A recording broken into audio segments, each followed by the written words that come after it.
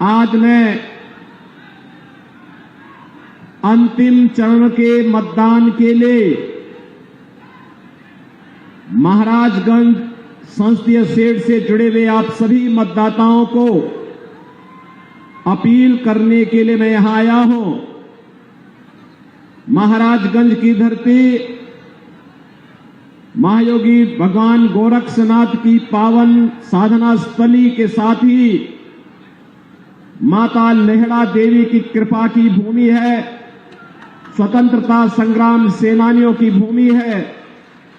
इस पावन धरा को नमन करते हुए आप सब ने जो उत्साह दिखाया है, मैं इसके लिए आप सबका हृदय से अभिनंदन करता हूं, स्वागत करता हूं।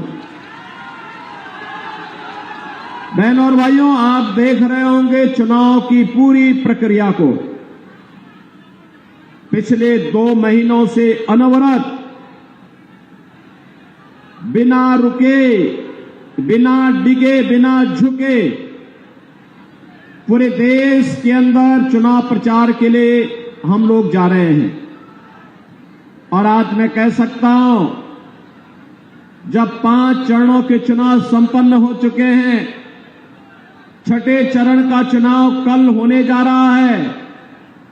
बहनों और भाइयों, 5 चरणों के चुनाव में अब तक जो सुनामी है मोदी जी के समर्थन में, उसको देख के मैं कह सकता हूं कि पूरे देश के अंदर जो नारा है, जो स्वर गूंज रहा है, एक एक नागरिक के मन में एक ही भाव है, और वह भाव है कि फिर एक बार मोदी सरकार। तो मोदी सरकार, तो लोग बोलते हैं मोदी सरकार, एक कांग्रेस और समाजवादी पार्टी के लोग बोलते हैं कि मोदी सरकार क्यों, तो जनता ही कह देती है, इसलिए क्योंकि अब की बार 400 पार, अब की बार 400 पार।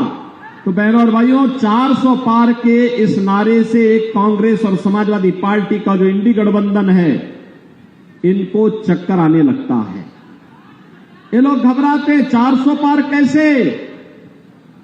तो जनता जनार्दनों ने जवाब देती है, जवाब ये देती है कि जो राम को लाए हैं,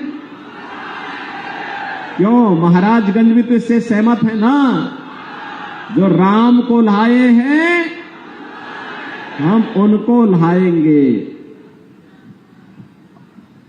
तो वे इससे घबरा जाते हैं, क्योंकि एक तरफ राम भक्त हैं मोदी जी के नेतृत्व में, और दूसरी तरफ राम द्रोही हैं, जो राम का तो विरोध करते ही रहे हैं, और विरोध करते करते, भाजपा का विरोध करते हुए राम का विरोध किए हैं, और भगवान राम का विरोध करते करते अब भारत का विरोध कर रहे हैं।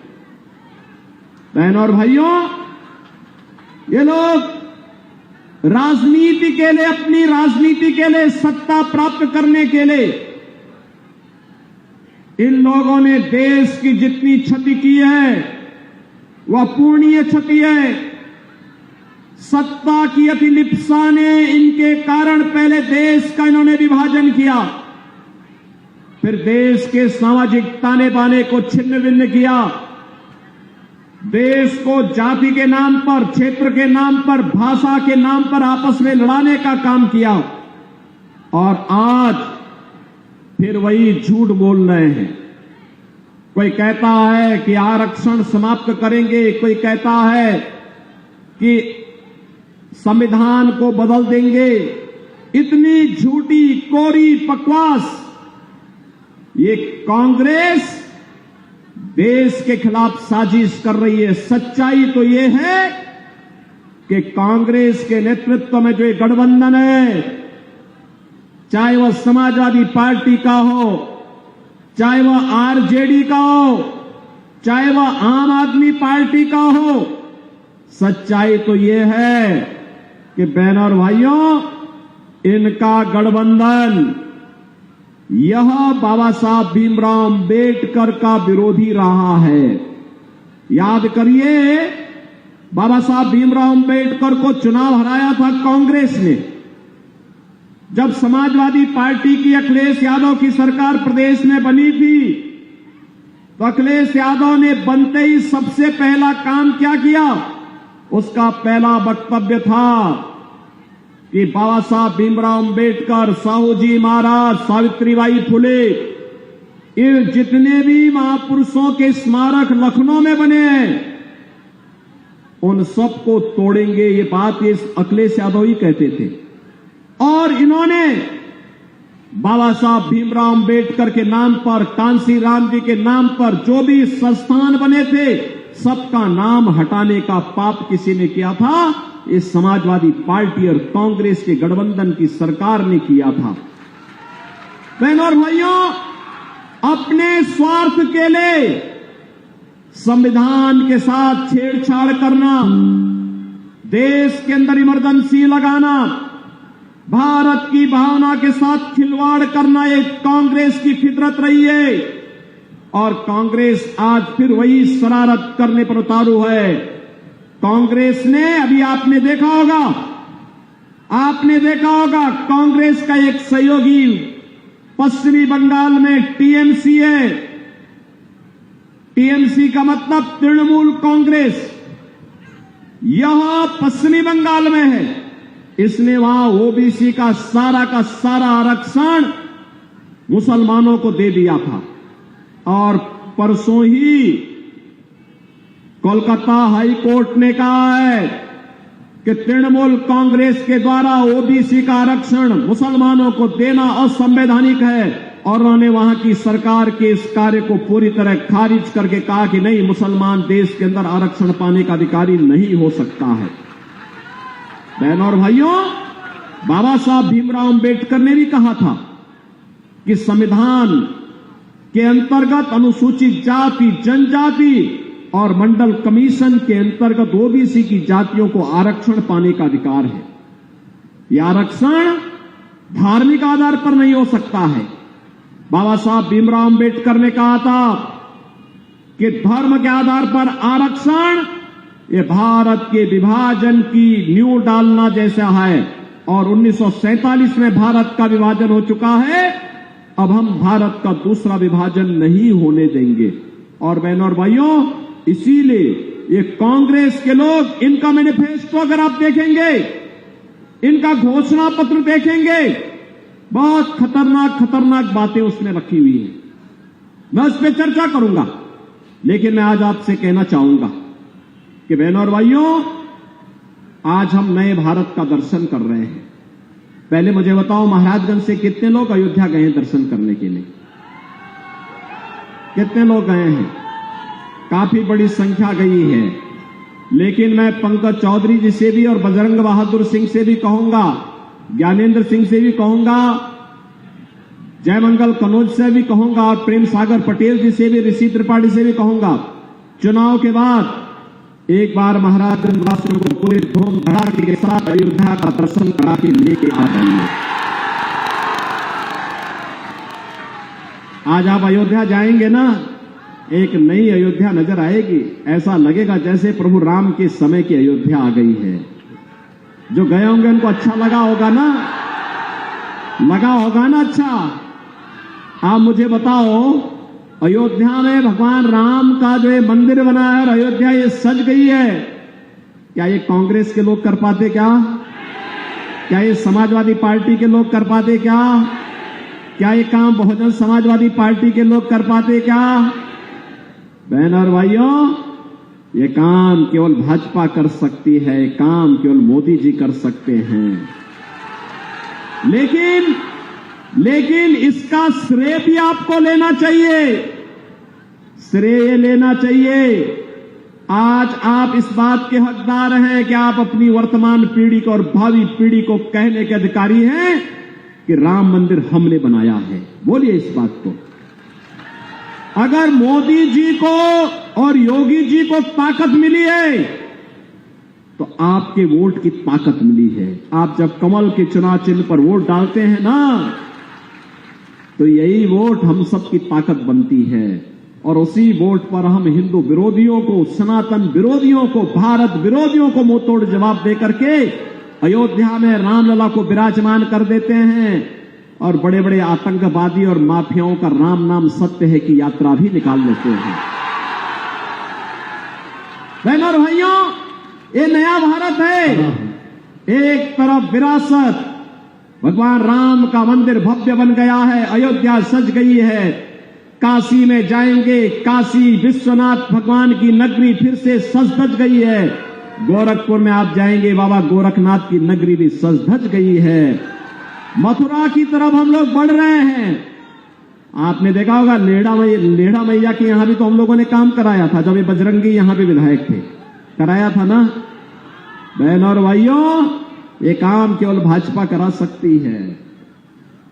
आप देखो, समाजवादी पार्टी की सरकार थी, कांग्रेस की सरकार थी, तब ये क्या करते थे? सारा पैसा कब्रिस्तान में देते थे। नहीं देते थे? हमने यही पैसा घुमा करके उल्टा घुमा दिया। ये लोग उल्टा घुमाते थे, पैसा आपका, प्रदेश का, उस पैसे को एक कब्रिस्तान की बाउंड्री करने में। और कोई भी गांव की जमीन है, किसी गरीब की जमीन है, पता लगा अगले दिन 4 लोग टोपी पहन कर गए और वहां पर वो बाउंड्री करने लगते थे और एक बोर्ड चिपका देते थे, कब्रिस्तान है। हम लोग तो रोज लड़ते थे, यहां रोज लड़ते थे। लेकिन आज कब्रिस्तान नहीं, आज यही पैसा भारत के विरासत को, भारत के देवालयों को सजाने में खर्च होता है, उनके सुंदरीकरण के लिए खर्च होता है, यात्रियों की सुविधा के लिए, श्रद्धालुओं की सुविधा में खर्च होता है। और एक एक करके हर एक स्थान को भव्य स्वरूप दिया जा रहा है और भव्य स्वरूप देकर के आम जनमानस की भावनाओं को सम्मान देने का काम किया जा रहा है। एक तरफ यह, और दूसरी तरफ देश के अंदर विकास, हाईवे बन रहे हैं, 4 लेन, 6 लेन, 12 लेन के हाईवे, एक्सप्रेस वे बन रहे हैं, रेलवे लाइन बिछाई जा रही है। आनंद नगर से सिसवा तक पूरी रेल लाइन की स्वीकृति हो चुकी है, कार्य भी प्रारंभ होने जा रहा है।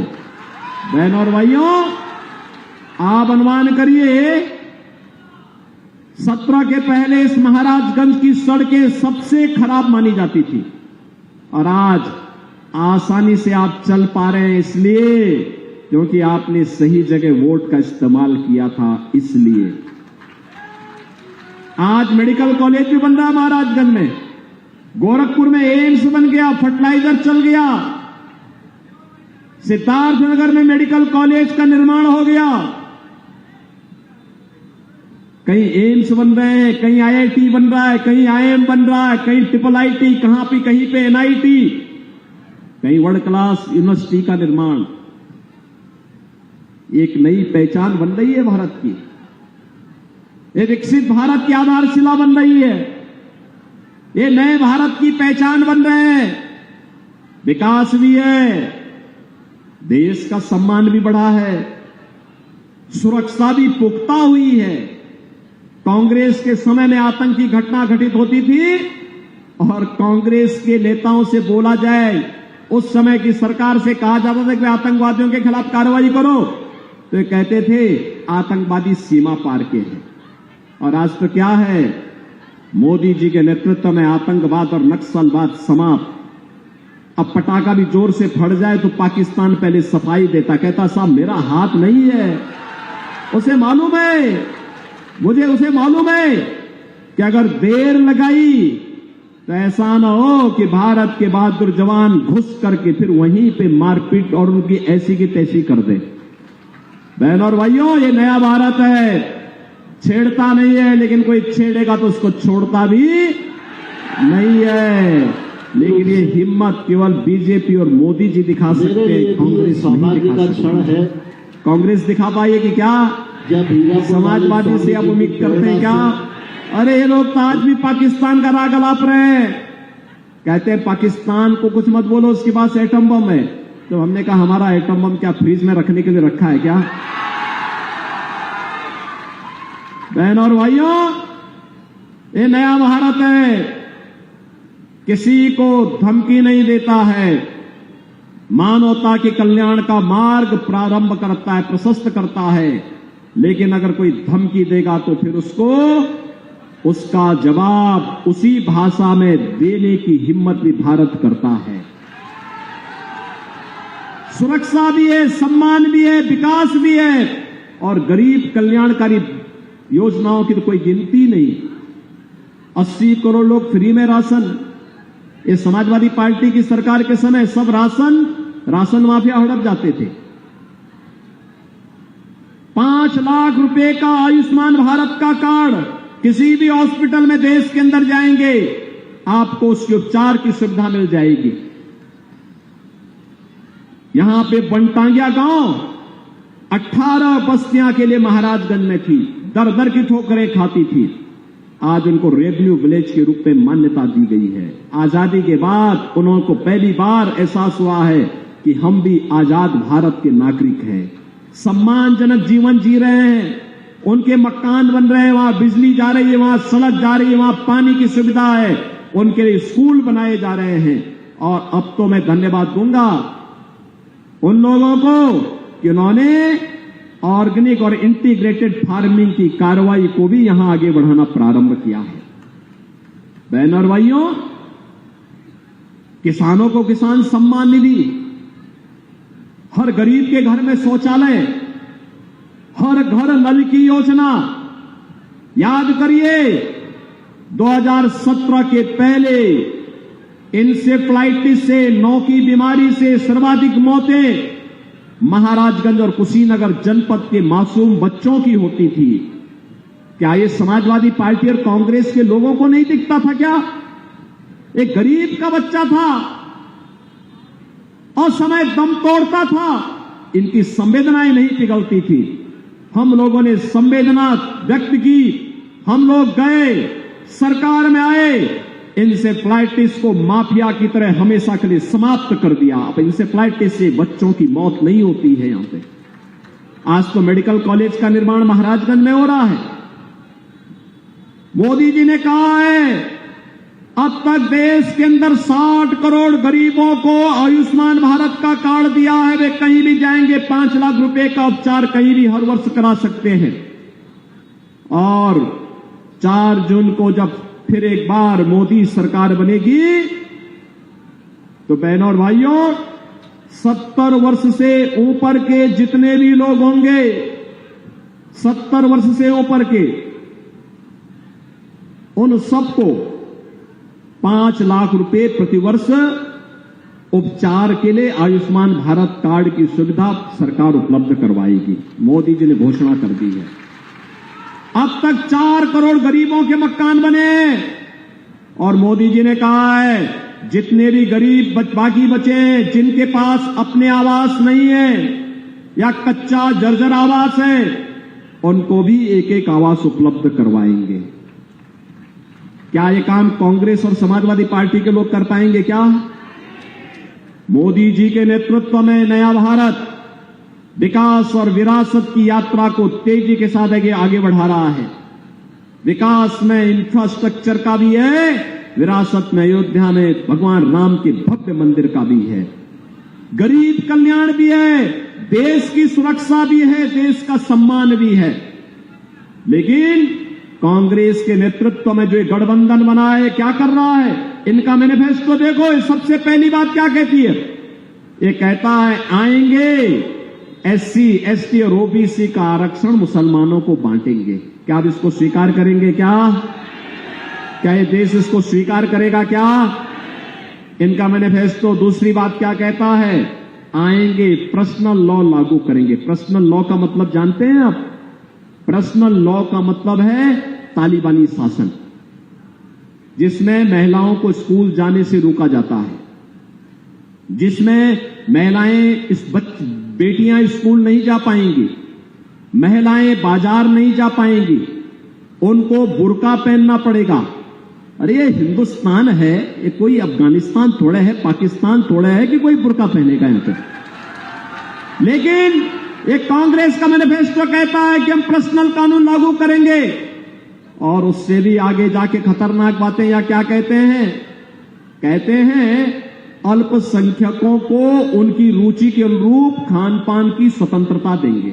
बहनों और भाइयों, मैं पूछना चाहता हूं, ऐसा कौन सा खान पान है जो बहुसंख्यक खाता है और अल्पसंख्यक नहीं खाता है, या अल्पसंख्यक खाता है बहुसंख्यक नहीं खाता है? उनकी रुचि कहां है? अरे रोटी आप खाते हैं वो भी खाता होगा, चावल आप भी खाते हैं वो भी खाता होगा, दाल आप भी खाते होंगे वो भी खाता होगा, सब्जी आप भी खाते हैं वो भी खाता है, लेकिन एक जगह आकर के ठहर जाता है जहां पर वह गौ कसी करता है, गौ माता को मारता है, गौ का मांस खाता है, वहां पे हिंदू भड़क जाता है, कहता नहीं, जन्म जन्म का नाता है, गाय हमारी माता है और ये हम नहीं होने देंगे। मैं पूछना चाहता हूं कांग्रेस से, क्या वह गौ कसी करने की छूट देंगे क्या? और क्या आप इसकी स्वतंत्रता, इस प्रकार की उच्छृंखलता करने की छूट देंगे? बहनों और भाइयों, हमें याद रखना होगा, जो पुण्य आपके खाते में है कि आपके वोट के कारण अयोध्या में रामलला 500 वर्षों के बाद फिर से विराजमान हो गए हैं, उस पुण्य को पाप में मत बदलना। गौ कसी की छूट देकर के, कांग्रेस को गौ कसी की छूट देकर के इस पुण्य को पाप में मत बदलना। और इसीलिए मैं आपके पास आया हूं कहने के लिए, इसीलिए आया हूं, 1 जून को वोट पड़ना है। पंकज चौधरी चुनाव जीतेंगे, कोई संदेह नहीं, कोई संदेह नहीं, लेकिन इस चुनाव में रिकॉर्ड बनना चाहिए। रिकॉर्ड बनाएंगे, बनाएंगे, बनाएंगे। थोड़ा महाराजगंज की आवाज में जोर से बोलो, ये बॉर्डर का जनपद है हमारा। रिकॉर्ड बनाएंगे, रिकॉर्ड बनेगा ना, लेकिन रिकॉर्ड तब बनेगा जब आप 2 बातें मानेंगे। मेरी 2 बात मानोगे? एक, आपके पास 24 से लेकर के 31 तक का समय है, 25, 26, 27, 28, 29, 30, 31, ठीक 7 दिन। 7 दिन में आप में से हर व्यक्ति